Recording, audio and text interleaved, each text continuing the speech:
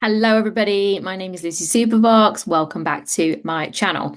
So, I wanted to share with you a video on the how-tos of starting a podcast.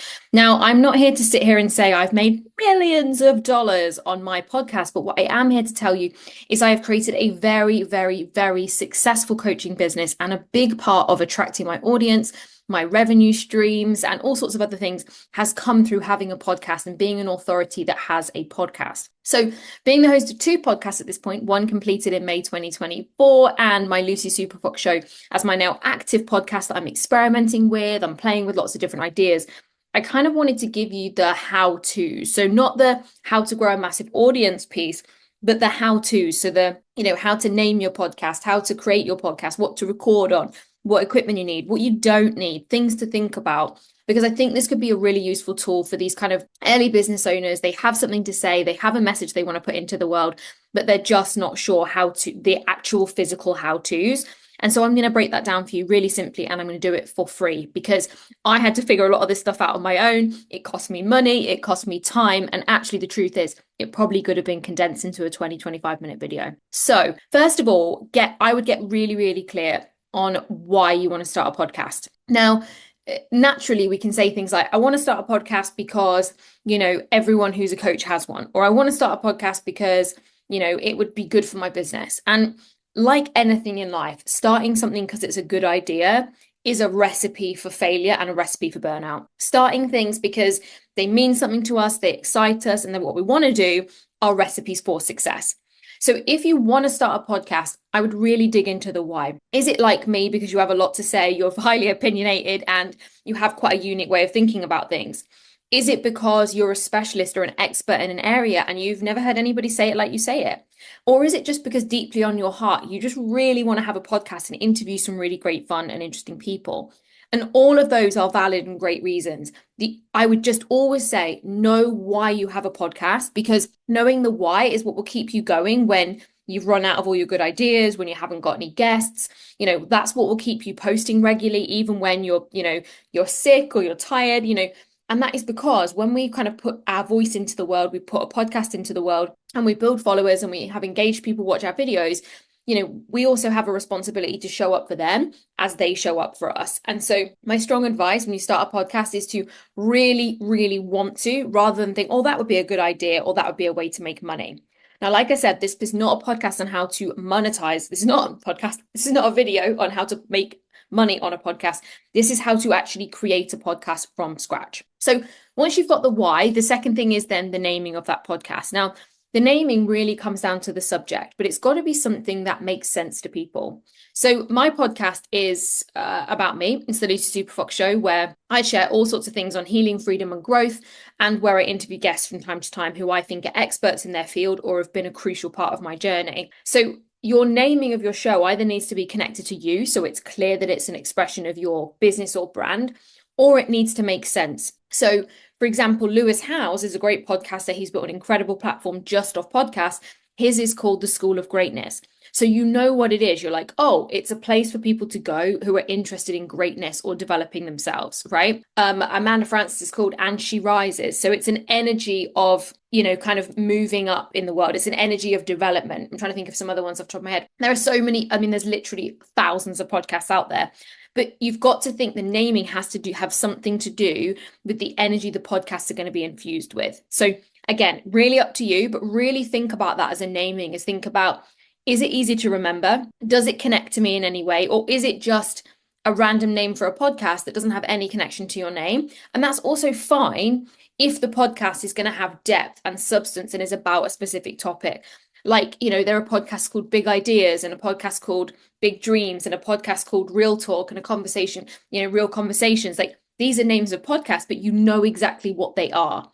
So I think it's really important to, when you name your podcast, to be really clear. Either it's a part of you and therefore it has your name, or it's a concept and it has a structure and a framework based on the concept. Like Big Ideas, you would expect to go on that podcast and listen to controversial ideas, big dreams, big thoughts. You wouldn't be expecting to listen to people gossip about other people, right? But then if you had one called The Gossip Show, you wouldn't be expecting to hear these big visions and big dreams. You'd be expecting to hear celebrity gossip. right? So just remember that when you name your podcast, it needs to match what it actually is. So once you've got the naming, there's a little bit of work to do on the creative. Now, Canva is completely free, and I am a self-taught Canva user. I am a technophobe, with all things being said, and I learn as I go. So I'm sharing this with you because it's free. So I do have Pro Canva, which is like $8.99 a month or something at the time of recording this. But it's really, really easy. So first of all, you want to have a podcast icon. So if I show you the icons that I started with, so these were some of the suggestions that I had. So we had a black and white vibe, because the Lucy Superfox show is about healing, freedom, and growth. We had this kind of colorful vibe, but it was a bit more fierce. Now, I actually asked my social media which ones they liked the best, because I had quite an engaged audience. Oh, I've lost a logo off that one.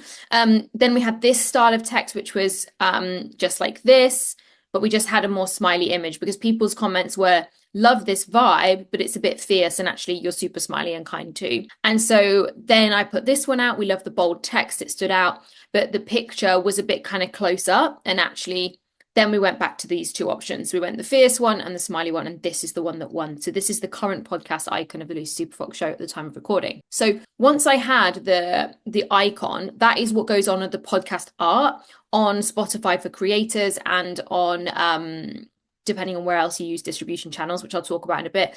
But that's what kind of goes on as the icon for Spotify for creators. Then the next creative that you need is, you're going to need thumbnails. Now, even Spotify has thumbnails.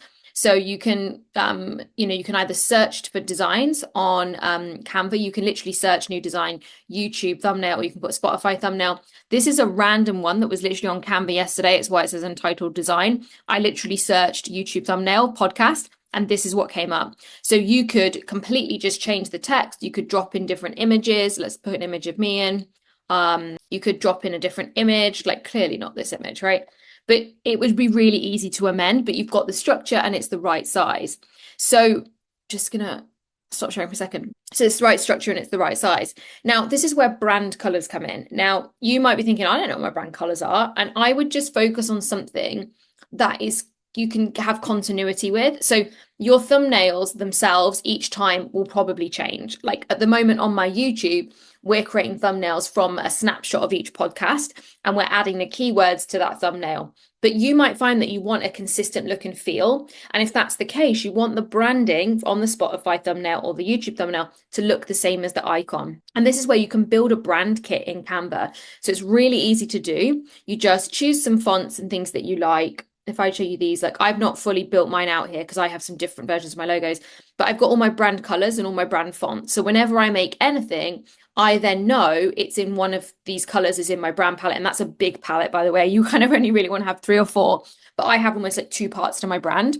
But my podcast tends to fall in this kind of like monochrome with a red touch. That's something that I've lent into. So you can create a brand really, really easily in Canva. If you haven't done that already, it's worth doing if you've got logos and other bits and pieces. Now, the next kind of graphic or creative piece you might need is if you want to promote parts of your podcast on social media. I've made cover pictures for reels. So I do clips of my podcast on my Instagram and on my TikTok, and on covers on my Instagram, I add one of these. So I either add, if it's just me on my own, I add one like this, which is the same picture as the icon. So it's really familiar. It gives a consistent look across my social media. And again, I searched this and put podcast covers and it came up. And then all I do is if I've got a guest, a bit like this one, again, that same tone, that kind of black and white with the red touch. And I've added an image behind the logo when I've got a guest on. So again, these are all free Canva things. You can literally search at the top of Canva. Like it has got so easy to have a brand on social media now. So once you've got your kind of creative, so you've got your icon, which you're going to need for your Spotify for creators, your story template, so that cover can be used as a story template and it can be used as a cover for a reel. And then you've got thumbnail design if you want to keep a consistent design. And again, you can get both sizes for YouTube and Spotify. So now let's go into kind of like the production of it. So I record my podcasts on either my phone or on my Mac, more often than not with my phone. And this is the irony of the fact that I'm recording this. My podcast microphone literally died today. Like it's probably the cable rather than the mic, but it wasn't picking up sound. And I was like, wow, that is so wild, because I'm just about to order a brand new microphone. So I'm actually going to be ordering a Rode microphone. I think it's called a Rode Shure, which is quite an expensive investment. And it's, a couple of £100. And that's because I'm at a point in my business where I record a shit ton of content. I'm at a point in my business where I put out a podcast every single week. I record a lot of content for my clients inside my library, and I want the sound quality to be great because these clients are going to be using this content for years to come. That being said, when I first started my podcast, I used, and it's literally sat here, it's died a death today, like I said, but it lasted 3.5 years, which I think is amazing, is a Blue Snowball. So there are many different versions of the Blue microphones. There's like a studio mic that was a terrible, what's the word I'm looking for? Yeah, anyway, you know what I'm saying. There's very different versions, but the Snowball microphones or the Blue microphones are a great place to start because what it does is just eliminate the background noise. Like I'm going to have this video edited and the sound cleaned up, so you might not notice, but often when we record with a big device, it will also pick up background noise. It will pick up echoes, my voice bouncing off things. And so that's where a microphone can really, really help eliminate all of that and make the sound feel like you're in the room with that person. Now, something that's also really important from a microphone perspective is, and this is something where if you also experience this and you're not going to have an editor, you might want to invest a little bit more in a microphone later on down the road. Again, I'm a big believer in start small, get it going, build that commitment and trust with yourself. Make sure you've got, let's say you get 10 episodes in, 20 episodes in, you're like, okay, we're on a roll now, then invest in the microphone. Like there's this kind of narrative that you need to go all in from the beginning. And I actually don't think that's the right approach. Sometimes there's a rite of passage with the podcast, and it's actually, we only want to do 20 episodes and we're done. Sometimes there's a rite of passage with, a version of us that needs to stop, pause and change. And you don't want to have invested £300 into a podcast you need to take 6 months out, right? So I would always start small. And then once you've kind of seen the return on that investment in terms of clients, customers, followers, engagement, people saying, yeah, it's great, then at that point, it's something to invest in. But something that's really important is that I have a very S-y voice. Everything I say is with an S. I have like I think it's called a sibilance. I have a very S-y voice. And so for me, I have to use a microphone in order to eliminate that S, because otherwise it's very, very difficult to listen to and it's quite jarring. And so even though I have a nice voice, if I say so myself, actually sometimes that's undermined by the S-iness in my voice, right? And so a microphone can help eliminate some of that. Now, where you eliminate most of those issues is in the edit. Now, my first podcast, which I'm going to show you in a minute on Spotify for creators, I did not have an editor. I literally went on my Mac, used Zoom, which is what I'm using now to record. I use Zoom as a video platform to record, and I plugged in my Blue Snowball into my Mac and I recorded. I pressed go and I didn't edit at all, and everything was kind of fluid. And if anything happened, like someone knocked on the door or whatever, you can press pause recording on Zoom and then I would reset, or I would say something like, oh, hang on a minute, and it was very natural and relaxed. So that is definitely one approach you can take, and I do recommend using Zoom. It's very stable as a platform. The recordings are really great quality, and you can either take the audio file or you can take the video file. And I'm talking to you today about using a video file, because if you're going to multi-purpose onto YouTube, multi-purpose onto Spotify even takes video podcasts at the time of recording this. So I personally do a video podcast because some people like to listen and watch. Like my husband, for example, watches a podcast, whereas I listen to podcasts. So everybody's different, but this is why I would recommend having a video platform. So Zoom is great for this because it's really easy to do. It's really easy to file. The file quality is great. But what I also have been doing, like this video I'm doing on Zoom because I'm on my computer, I need to screen share. But when I'm doing a podcast, I actually use my phone and then use a USB connector to plug in my microphone. So very easy, and up until it died, to plug in my microphone so that I've got the quality of my phone camera and also the quality of a microphone, right? And then that's positioned. So I have my phone camera positioned on one side of my desk. So I'm sat in my my office den area, and then I've got a ring light. So I personally use a ring light. I have a box light as well, but it can be a bit kind of white everything out. And sometimes I have to kind of dial that up or down. Like I have a lamp to the left of me. Sometimes I have the bigger light on in the office. Sometimes I have natural light. I actually prefer my podcast when it's a bit darker. And this is when it's really about you figuring out what vibe and tone you want. But some strong piece of advice would be to have some kind of lighting. And again, my ring light costs £15 it's like a attachable one, like a grabby one that sits on my phone stand. It's not this massive ring light. They gave me migraines. So it's a soft ring light, soft glow ring light that clips on. It costs 15 quid onto a tripod. And then I have a lamp next to me to do a bit of the facial lighting. So you've got all this stuff already. You've likely got an iPhone or a smartphone. You might even have a ring light or a kind of glow light that's on your phone. and then you just need some kind of tripod or phone stand in order to be able to record that, then I would recommend getting a microphone. And like I said, even a microphone like a Blue Snowball or one of the Blue microphones, you can attach and use with your phone with simple adapter that costs like $2.99. So it's mega easy to get recording. Now, some tips for recording. Number one, make yourself feel really presentable. Now, if you're just doing audio files, of course you don't have to do that, but I'm also a big believer in the energy that you kind of go into something with is infused in the way it's received. So if I came into this video like, oh, I've got to record this video on how to start a podcast, there wouldn't be this energy in it, this excitement, right? So I went into this with like, this top is actually new as of today, so it makes me feel really nice. I don't wear white often because I always get makeup on it. So loving that this is a zip. You know, I've unfortunately my Dyson Airwrap died today as well, and I have a feeling that there must be some retrograde stuff happening because my mic's died, my Dyson's died. I'm like, oh god, I think my microwave's about to die. So but I've not been able to do my hair, but I was like, right, well, I'm going to put on a full face and I'm going to feel great and I'm going to eat my dinner and then I'm going to come back up and get in the zone. And so that's the same thing I would say as you go into recording anything, is be in the energy of like how you want it to be received. Like I've come into this light and jovial and fun and not, you know, strategic and perfect, because that's not my vibe and that's not how I want you to receive this. Starting a podcast is fun. Channeling your creativity into something is fun. And what I want for you is to experience that. So I've come into this podcast with makeup on, but with my hair in a bun, with like bougie loungewear on, so I'm comfortable and relaxed, right? Infusing the energy that I want you to feel, and I'm showing up that way. And I still feel like that's the case whether or not you decide to do a video or an audio only podcast. So the next thing is editing. So like I said, my first podcast, the way I see it, I didn't use an edit at all. I literally pressed stop, start on Zoom, took the file, uploaded it and cracked on. I'm going to show you how to upload it and create an account in Spotify for distribution in a second. But what I decided when I came into the Lucy Superfox show was that I really wanted it to be a better quality experience. And I've trialed lots of things. So I've trialed being in the studio.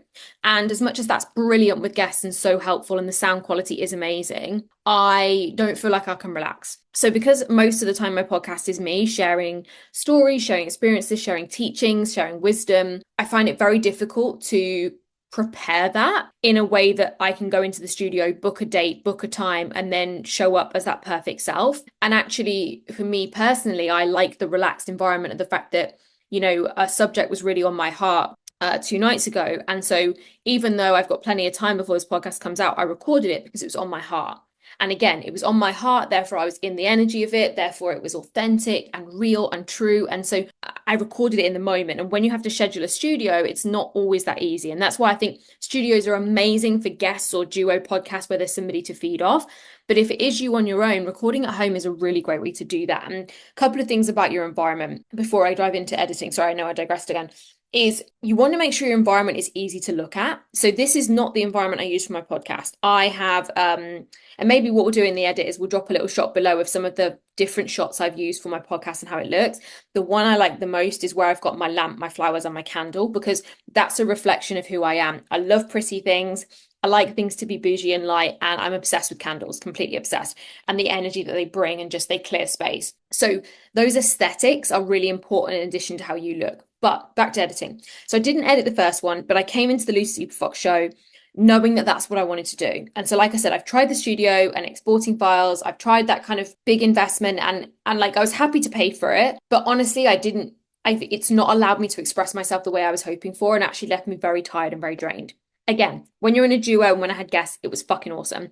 But one-to-one, not so much. So what I've then decided is I was like, cool, let's try some different things at home. So I've tried some different home environments. I've tried on the sofa. That was too disruptive, couldn't relax at all. And then I actually just worked on creating this space in my office so that I could do it up here. And that's basically what's happened is I re-streamlined this environment to feel relaxed when I wanted to do a podcast. So editing is important because what it's allowed me to do is be more authentic. So when I'm in flow about a topic or a subject, if I get distracted or caught out or something comes to mind or I overshare, because that can also happen, and I think, oh, I don't want that in, I can just say, my editor's called Charlie. I can say, Charlie, scrap that last sentence. When I got to the word that said good, can you cut to the next bit? And so what's nice about recording when you know it's being edited is you relax. And I think for me, that's so important from a content creator perspective, is that you're in your energy and you're in your zone. Like even with this, I know that if I fuck something up, show you the wrong screen, or I share with you something that I'm like, oh, actually, that was private. I should have shown that bit. It doesn't matter because Charlie can edit it out. And that gives you so much relax. And I don't pay my editor. It's a lot less than people think it is, but it is a skill. And I think, for me personally, what that investment allows me to do is to be my fullest, truest self. And so I would always start with, like I said, it doesn't have to be the most perfect quality microphone, because if someone's editing it, they can clean up the sound, clean up the layers, they can add a bit of background music to the intro and the outro, they can clip out any of your mistakes. And so you don't have to be perfect and polished for 30 minutes or however long your podcast is going to be, because somebody's going to do that work for you. So if you want to get my editor's details, I won't drop his email in the comments in the section below, because if I do that, he'll get 100 spam emails off YouTube and whatever else. But if you want to drop me an email, I will send you his details. Like I said, very affordable, but great work. You can drop me an email at lucy@lucysuperfox.com and I will send you his details if you want to include that in starting your podcast. Scheduling and distributing. So scheduling, what I mean by that is I would personally get a few podcasts in the bank. So before you publish the first one, and something to note on the first one, when you publish the first one, it actually takes longer than you think. It doesn't instant publish. So this is why sometimes being ahead and having multiple podcasts in the bank is really useful, because you may need to schedule your first podcast a week before you actually want it to go live for it to be able to be distributed on all the channels on the same day. You can batch them if you like. I've tried that for a while. It just burnt me out. Again, everyone's different. I would focus on getting kind of maybe 3 or 4 podcasts in the bank ahead, so that you can post those online and have them scheduled. Now, where scheduling is really, really useful is if you are in a business where you sell products or programs or services that have time sensitivity to them. And if that's the case, scheduling, topics and dates around specific things. Like, for example, I have podcasts that I do that I'm like, oh, that would fall really beautifully into the launch of this program, or that would be a really great segue into that new product that I'm sharing. And so this is where your podcast can be really supportive of your existing business. Now, if they're not time sensitive, that's great. Film them whenever you're ready, get them up. If they are time sensitive, scheduling is a really easy and great tool to use to help you do that. So with that being said, let me show you how to create or how to use podcasters, Spotify for creators.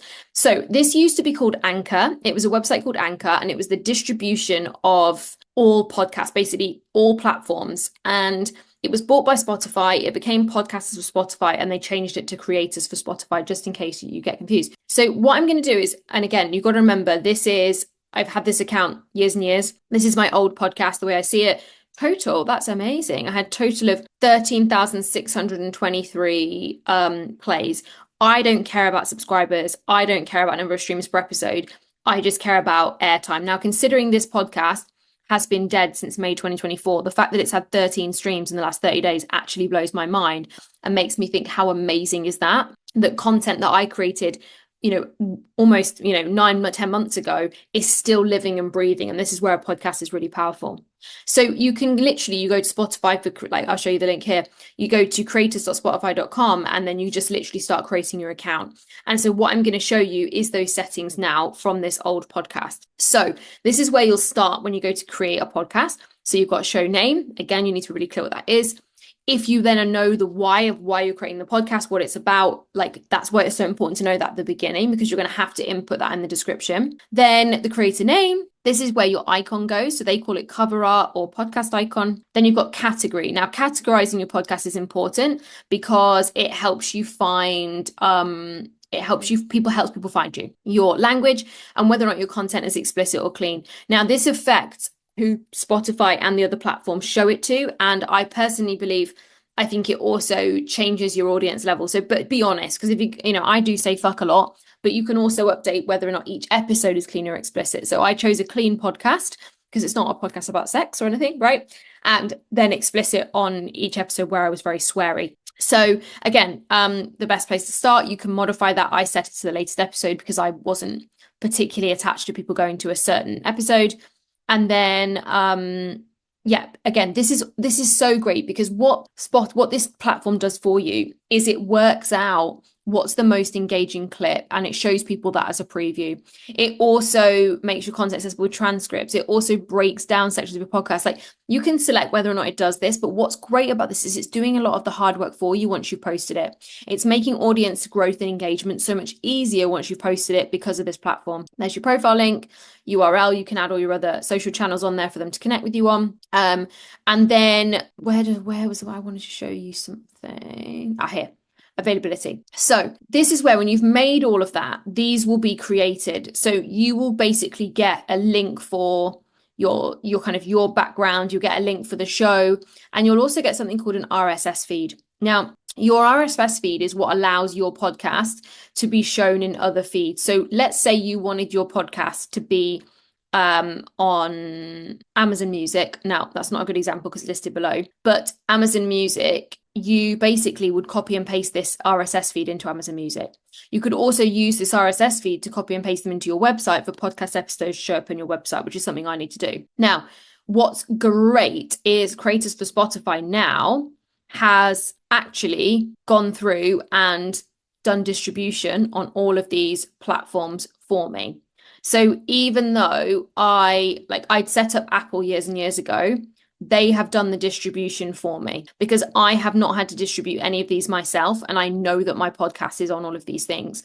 But if you want to go and manually check, they've given you all of the links to embed on all of these other platforms. Okay. And again, the help button is actually really, really helpful. And then that is it. So then if you want to, once you've kind of done all of that and you've set all that up, then you've got your new episode and you get email updates when it's processing episodes.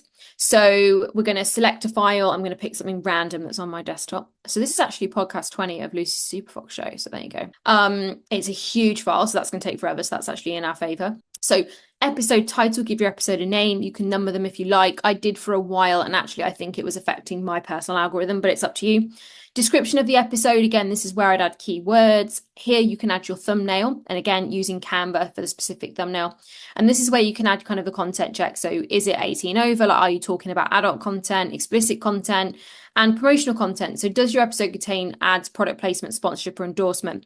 This would only apply if the promotional content was ads, product placement, sponsorship, or endorsement of things that aren't related to you. So if I talk about one of my courses, that's not what I'm talking about. But if I had been given £500 by my local Pilates studio to talk about how much I love Pilates and why they're a great studio, then it would be a yes. You can add a poll on the bottom that allows people to engage with you. And again, you can add your additional details here. So the season number, episode number, you can change your cover art, so you can adjust it for every episode. And then again, you've got settings about whether or not you can comment on it. Now, I'm actually just going to cancel that video and I'm just going to choose a really low res one. Okay, so we're going to give my episode a name, 001, 001. We're then going to go through and we're going to put 1. I'm going to go next, just so I want to show you the scheduling. So this is where you can publish it now, or you can schedule it and you can add the date or the time.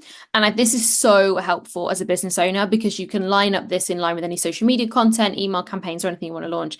And then you simply press schedule. It is that simple. And then you'll get an email once it has been confirmed. So it is super, super easy. So Creators for Spotify is the platform that will do all of that work for you. You upload it and embed it there, and you can use this RSS feeds to publish it on other platforms.